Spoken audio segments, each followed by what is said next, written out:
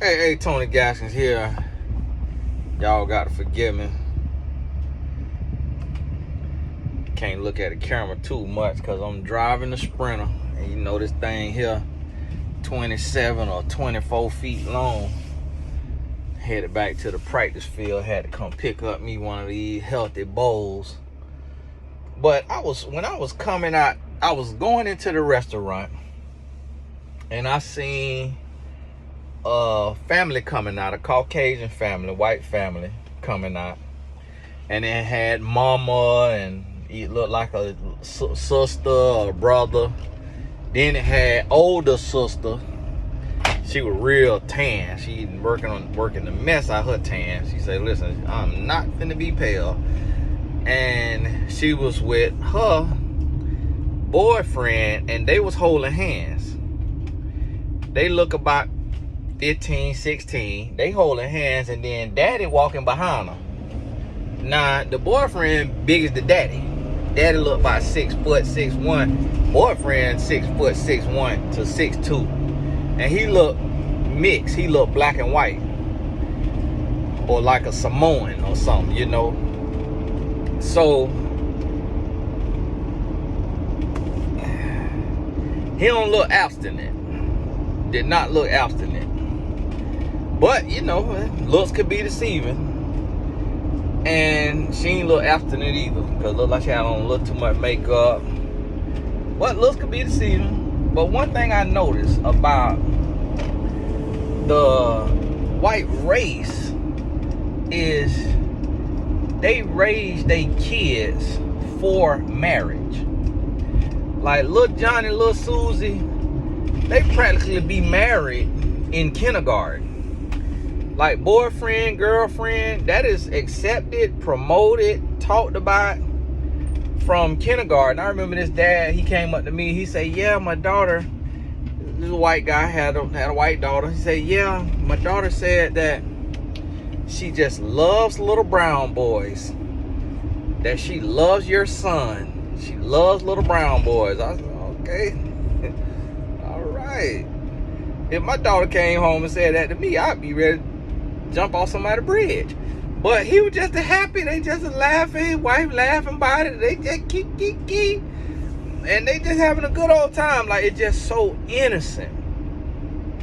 But they are raised and groomed for marriage. Like, they see the couple. They see mom and dad. And that's what they raised for. And what you got to realize with that marriage, that two-parent household brings stability. Yes, white people go through divorce. It's a lot. You meet a lot of kids at school that's white, that parents that went through a divorce, but because they wired for marriages, you'll see them get right back into another relationship. Like, you rarely meet a middle class or upper middle class or higher class single white woman. You don't see it a lot. It's out there, but you don't see it nowhere near the amount we see single women of other races. And it's something to be understood about that. And what you got to do too is, as a parent, you got to raise your son and daughter for marriage. You got to teach them about the importance of marriage. Teach them about the importance of relationship. Teach them about the importance of self-love, but also preparing for love. So I tell my son all the time, even though he's not dating, he don't have a girlfriend, to my knowledge, and all of that, I taught him all the time. Find your wife freshman year of college. Meet her, build with her, check her out, make sure she a virgin or as close as possible to it. And if she ain't, if she loose, she trying to throw it on you, let her go, keep going, meet the next young lady. Get in the fellowship, Christian athletes, get in a little Christian group. She might even need to start your virgin group. And meet you who you need to meet. Build with her, get to know her, and meet your wife in college. Get married. Yes.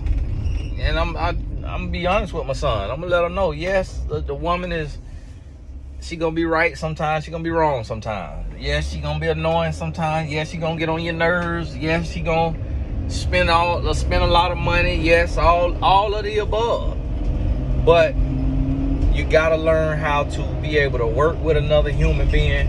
You gotta learn how to love a woman. You gotta learn how to be with a woman. You gotta learn how to be selfless, and how to have you a woman, because that is your rite of passage as a man. A man is not a man until he has learned how to purely love and coexist faithfully with a woman. There's no such thing as a man who is a man who does not know how to coexist, be married and faithful to a woman. The reason why is because that is the highest level of maturity. To learn how to regulate your emotions and how to deal with the emotions of another human being 24 hours a day who is the complete opposite of you requires a level of emotional intelligence and a level of discipline and maturity like nothing else.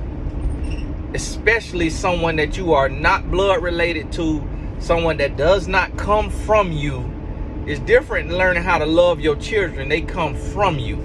You see them, you look at them, and you see your reflection. That's different. That's blood of your blood, flesh of your flesh. But to love another man, daughter, when you be ready to send her butt back to him, and you got to learn how to love her, and you got to learn how to make love to her mind, and you got to learn how to help her regulate and how to help her calm down, and you got to keep yourself calm, and you got to learn how to communicate and how to problem solve, conflict resolution. All of these things, that's going to challenge you and push you like nothing else. You ready at that point to run a Fortune 100 company as the CEO and founder. You ready to lead a brigade of troops. You ready to climb Mount Everest. You ready to make millions of dollars, maybe billions. You ready to do what it takes. Listen, Jeff Bezos could become a trillionaire, but couldn't keep his first wife. Bill Gates became a billionaire, but couldn't keep his first wife. Elon Musk, a trillionaire, billionaire, and I don't know what's going on with his relationship. Tyler Perry, a billionaire, and ain't never been married. Jay-Z, a billionaire, and Beyonce making lemonade out of lemons. Michael Jordan, billionaire, couldn't keep his first marriage.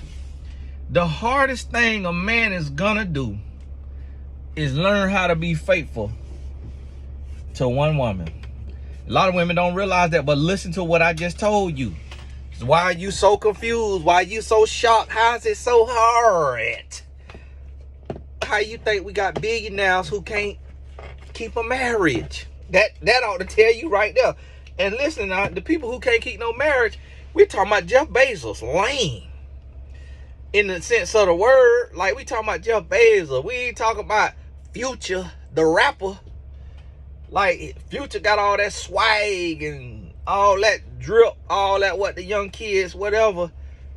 We could understand why he might be wild child and out there meat slanging because he got so much women coming after him because they like his swag. But Jeff Bezos, Bill Gates, lame as 2 left feet, but couldn't keep no wife. God bless him. I don't want to talk too much bad about him just because I meet him and need my investment. But think about it. Come on now. I got to coach in 12 minutes, so I ain't got too much time. But I want you to think about this thing now. Come on now. Think about this thing. Here these guys go. Here these guys go. And so that's one thing that I see, because what you got to realize is what the white folks is doing is they getting married, and what they doing is they creating stability. They create stability. You don't think a white man wife get on his nerves? Yeah, she get on his nerves. Drive him up a tree. But they understand stability. They understand that them kids gonna be a lot better off having two parents in the home. They got mom focusing on what she focusing on, dad focusing on what he focusing on. These two parents, they tag team, they help out.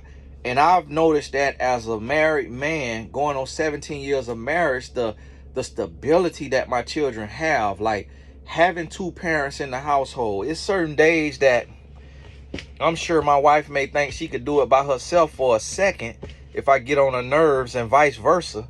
But when we truly honest about it, we realize the difference of having two parents.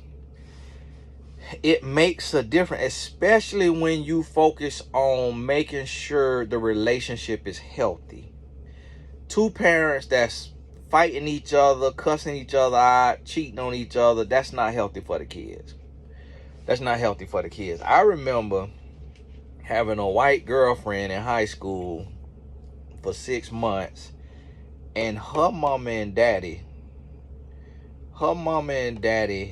got a divorce, or like split up, but stayed together in the same house.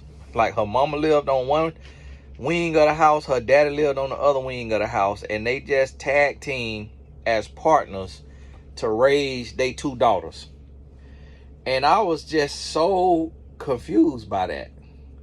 I'm like, man, that is something. Like, these people are so focused on stability in the home for the kids that they are staying together but not together. Like, they decided to truly just be teammates, to do a business deal.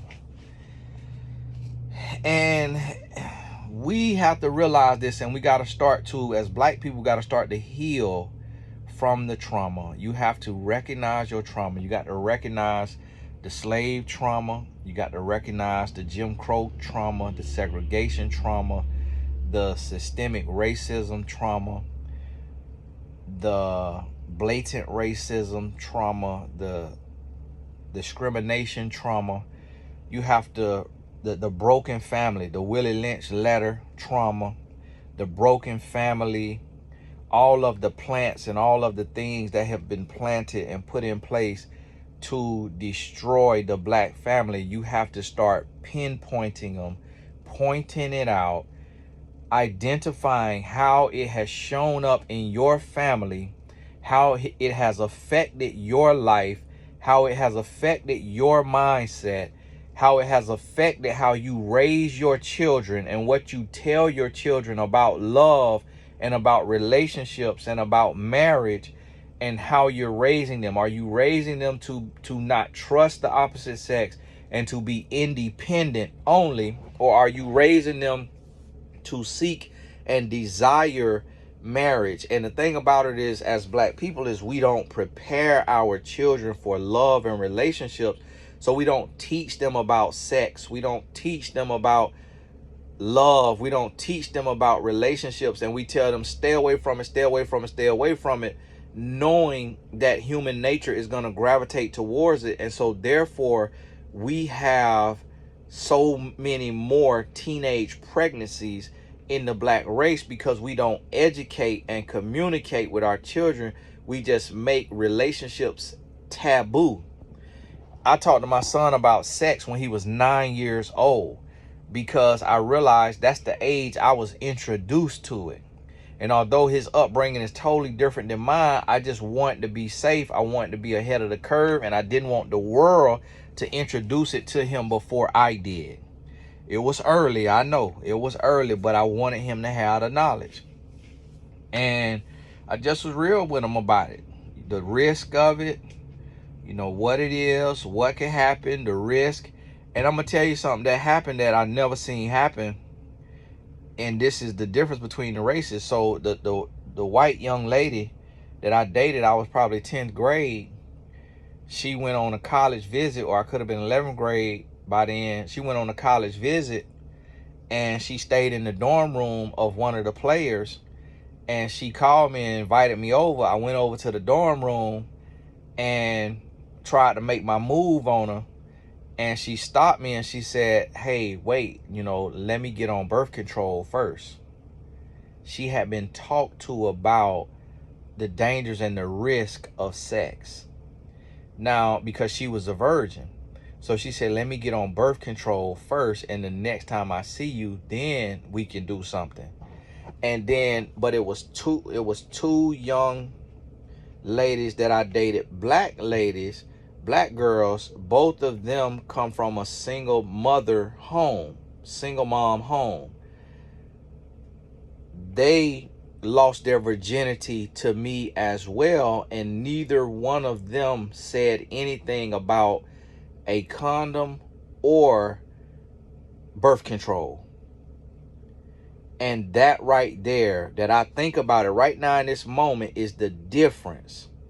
And so what'll happen is, because we just shy away from it, and because we have so many single moms, we don't want to discuss love and relationships. And even when I met my wife, and my wife talked to me about this later, and this me telling her business, because, she's not going to tell it. But when I met my wife and we became intimate, she never mentioned birth control or condoms either. But she had only been in one relationship. And my wife got pregnant not long after us being together. And when I talked to her about it, and we talked about it, she was raised by a single mom, and she said never once did her mom talk to her about sex. She said never once did her mom talk to her about sex, talk to her about condoms, and prepare her for a relationship. She was raised to be single and independent, but it wasn't the reality of life. So now when a man like me meets her, I'm 21, she's 19, I'm very seasoned, I'm very worldly, I'm very promiscuous, and she's green.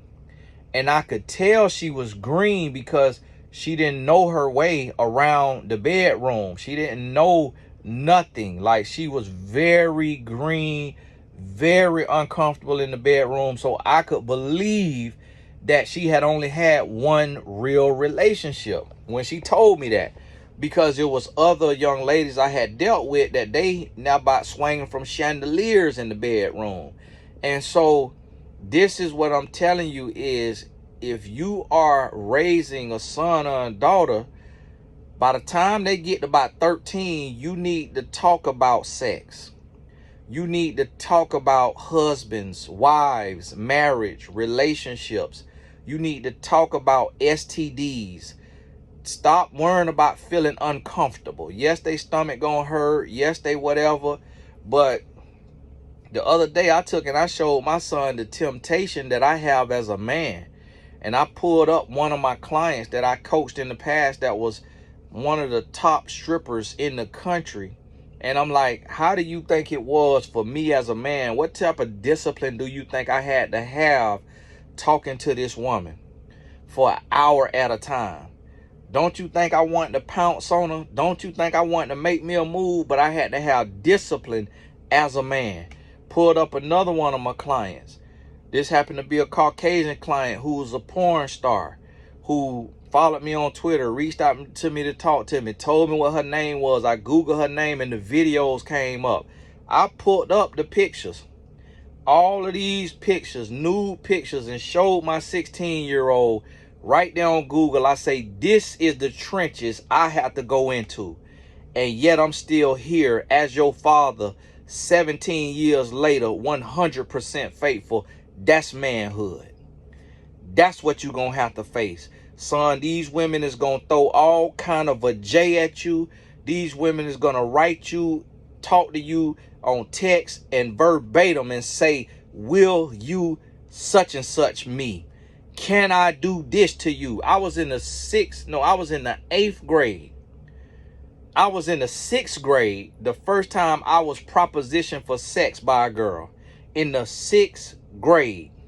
When I got to 8th grade, another young lady asked me, could she do oral on me? And she was a 6th grader, Caucasian. The 7th grader who asked me to have sex with her when I was in 6th grade, she was black girl. So it don't matter. Race, color, all that. You have to prepare your child. I remember at 17 years old, I had been having sex for 2 years, and I remember sitting by my mama, and she was around her friends, and I overheard her talking. She said, I know my son ain't having no sex. He too shy to climb up on a girl. But one thing a boy is not shy about is that cooter bow. That's one thing ain't no boy shy about. He might be shy to talk in public. He might walk with his head down. He might not talk to nobody. But one thing we will talk to is that cooter bow. Do you hear me? That guada. We will talk Spanish, English, French, patois, Dutch.